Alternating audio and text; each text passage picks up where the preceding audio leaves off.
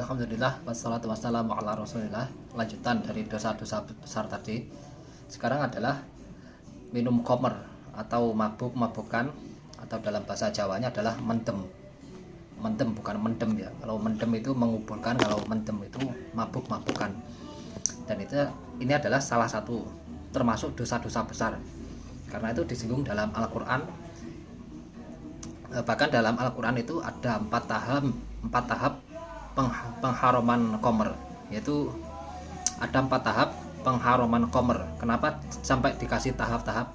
Karena di zaman itu khamr atau minuman-minuman yang memabukkan itu adalah minuman favorit mereka, yaitu mereka memiliki kecintaan yang sangat dalam terhadap khamr. Bahkan mereka bangga kalau mereka tuh bisa menghabiskan hartanya untuk minum khamr, untuk membeli khamr. Makanya makanya pohon anggur itu dinamai dengan al-karom. Al-karom itu adalah artinya adalah kedermawanan atau kemuliaan. Jadi kalau mereka sudah bisa menghabiskan banyak duit untuk membeli khamr, itu adalah kebanggaan bagi mereka. Jadi khamr itu adalah minuman favorit zaman jahiliyah, dan mungkin zaman sekarang masih jadi minuman favorit ya, karena ada minuman khamr itu yang sampai puluhan tahun, sampai di Amerika itu ada yang gudangnya itu ada yang usianya sampai 50 tahun buat warisan anak cucunya. Semakin lama semakin barang itu semakin antik, semakin mahal. Dan itu adalah khamr, minuman memabukkan, dan murah mahalnya tetap dihukumi haram. Dan 4 tahap tadi, yang pertama adalah surat An-Nahl. Surat An-Nahl, wa min thamaratin nakhili wal a'nabi tattakhiduna minhu sakaran wa rizqan hasana. Dan diantara pohon kurma dan pohon anggur kalian mengambilnya sebagai minuman yang memabukkan. Itu adalah tahap pertama. Kemudian tahap yang kedua adalah yas'alunaka 'anil khamri wal maisiri qul fihima ismun kabir wa manafi'u lin-nasi wa ismuhuma akbaru min naf'ihima. Itu dalam surat Al-Baqarah. Yang pertama adalah khamr itu biasa saja. Yang tahap kedua ini, khamr itu ada manfaatnya dan di situ ada dosa besar. Qul fihima ismun kabir, katakanlah di dalamnya itu ada dosa yang besar, padanya itu dosa yang besar, dan juga manafi'u lin-nas, dan juga manfaat bagi manusia. Yang katanya minum khamr memabukkan itu, katanya kalau di badan itu fly, bikin badan itu hangat gitu katanya. Terus tahap yang ketiga adalah dilarang minum khamr sebelum sholat. Jadi kalau misalkan sholat zuhur jam 10 sudah tidak boleh minum khamr lagi. Sholat zuhur jam 12, jam 10 sudah tidak boleh minum khamr lagi. Itu dalam surat An-Nisa. Ya ayyuhalladzina amanu la taqrabus sholata wa antum sukara hatta ta'lamu ma taqulun wala junuban illa abiri sabil, dan seterusnya. Itu tahap ketiga. Kemudian tahap keempat, dan ini tahap yang terakhir, itu sebuah penegasan bahwa khamr itu dilarang. Itu dalam surat Al-Maidah ayat 90. Ya ayyuhalladzina amanu innamal khamru wal maisir wal ansab wal azlamu rijsum min amali syaiton fajtanibuh. Wahai orang-orang yang beriman, sesungguhnya khamr, judi dan lain sebagainya adalah perbuatan setan, termasuk perbuatan setan. Dan ini pengharamannya sudah mulai jelas. Kenapa sampai ada tahap-tahap seperti ini? Karena kalau langsung tahap pengharaman, mereka tidak akan sanggup menjalani perintah ini. Mereka akan tetap minum khamr. Karena itu adanya tahap larangan minum khamr. Ada tahap larangan minum khamr, mulai dari mubah, kemudian makruh, kemudian haram di waktu tertentu, dan yang terakhir adalah haram secara total. Dan kemudian Allah akan menggantinya di hari kemudian. Karena di akhirat nanti itu juga ada khamr.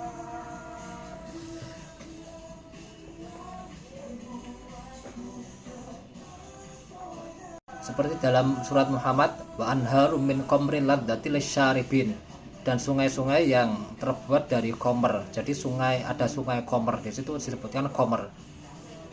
Jadi komer sutra itu dihalalkan di surga nanti. Kalau di dunia diharamkan. Kalau sutra diharamkan khusus bagi lelaki dan dihalalkan bagi perempuan. Sutra dan emas itu dihalalkan bagi perempuan, tapi diharamkan bagi lelaki. Nah, setelah turunnya ayat pengharaman komer, kemudian banyak sekali orang yang sudah mengoleksi banyak komer di rumahnya. Mereka menumpahkannya ke pinggir jalan, menumpahkannya ke jalanan, sehingga saat itu Madinah, karena ayat ini turun di Madinah, Madinah itu penuh dengan komer. Jalan-jalan, sungai, selokan itu penuh dengan komer, karena mereka itu pecinta komer. Saking cintanya mereka tuh kalau koleksi itu banyak sekali, koleksi banyak komer. Dan itulah hikmahnya. Dan yang kedua adalah hikmahnya para sahabat itu adalah umat Nabi Shallallahu Alaihi Wasallam yang paling taat. Ketaatan mereka itu luar biasa, sehingga begitu turun ayat pengharaman komer, langsung mereka buang semuanya tanpa terkecuali, tanpa tersisa sedikit pun. Dan sekarang apa sih itu yang namanya komer? Dan komer itu adalah sebuah fermentasi dari anggur, kurma, dan buah-buahan lainnya. Difermentasi, dibiarkan, ditutup, kemudian lama-kelamaan menjadi komer. Dan komer kalau dibiarkan, dibuka itu menjadi cuka, dan itu menjadi halal kembali. Itu menjadi cuka, ya. Atau bahasa ilmiahnya itu asam asetat. Dan kemudian